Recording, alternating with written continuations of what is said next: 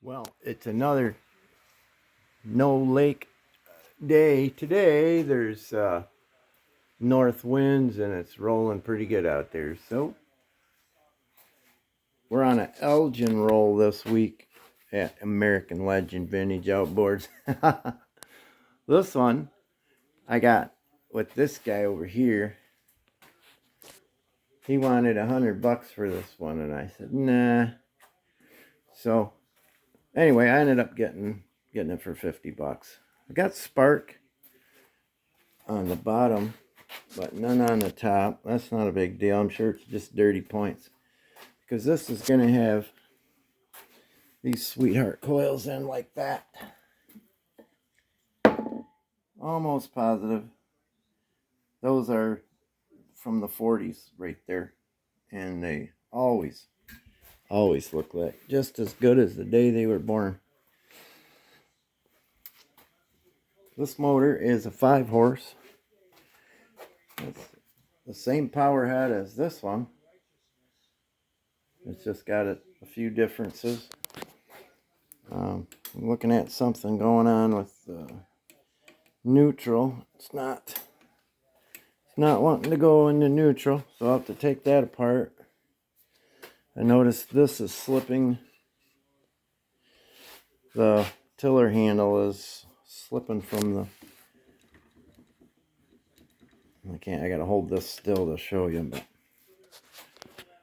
but this is in really good shape, and thankfully it doesn't have the button you gotta push down. The earlier Elgins, this is a 1951, but the earlier ones you had to push this button and hold that down while pulling on the recoil rope. I haven't got a look inside the tank yet.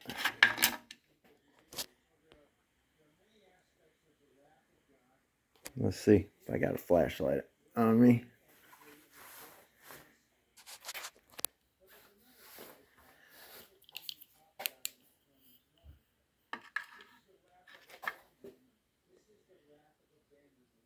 Yeah, pretty ganky looking in there.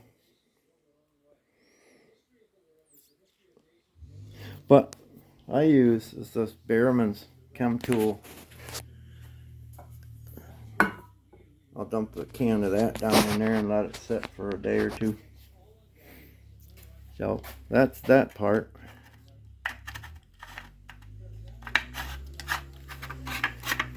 They had this handy little shear pin holder here. Anybody that needs 3 shear pins on hand, boy, shouldn't be running your motor in that shallow water anyway. This has a cooling water flow indicator down here, so it'll pee out from right there. This looks like it might have had the Raja boots on, maybe no boots at all. This is the first one of these I ever got that had the spark plug cover with it. It's missing the carburetor cover, but I've got several of these Elgins like that, and I never had one come through with the spark plug cover. And then this carrying handle all goes together like so, and you would just carry it away.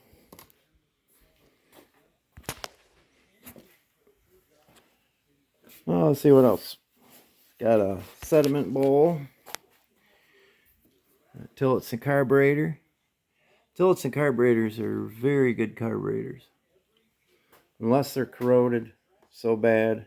I've never had one that I couldn't use. Fuel shut-off valve.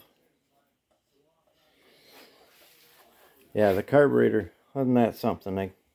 I always find them like this. They took the carburetor cover off for whatever reason, but they would put the screws back in. I've got 3 or 4 of them like that. Carburetor cover's gone, but the screws are right there.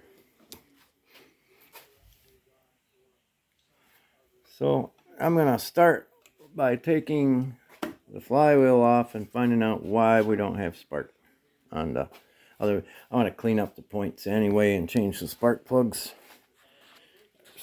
wires. I'm not going to roll with that. But I got to make sure whatever boot I put on there is going to fit when the cover's back on. So this is a model. Oh, it's up here. 571.58561. So it's a 1951 5-horse.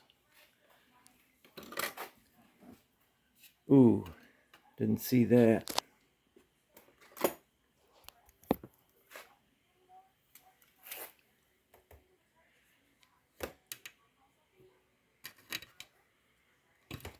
Huh. Looks like, I don't know if that's solder or what it is. Looks like it might have had a hole in it. Huh. Only one ding there.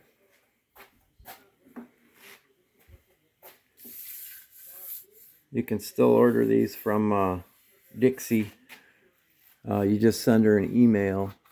I think she might even have a little website. Discontinued decals or something like that. If I remember, I'll put it in the description. But it feels like it's got real good compression. I'll pull the numbers on it as I get into it. So again, 1951 Elgin. That's a 5-horse. That's the first generation of the power heads that would end up on these. 1956. Stay close. Thanks for watching.